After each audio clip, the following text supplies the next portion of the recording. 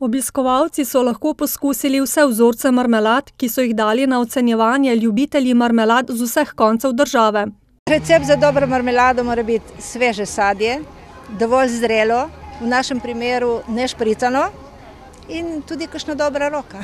Sadje, razen manga, imam jaz vse svoje domače, mora biti pa zrelo, pa zdravo, pa malo sladkorja. Da ni to sam standard, zato smo zbirali okuse, ki med sabo dobro pašejo, naprimer mandarina jabolko, pomaranča jabolko.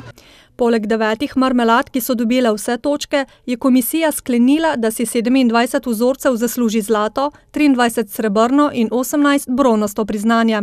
Največ je seveda sadnih marmelad, mešanega okusa, ki jih ne moremo točno vrstiti.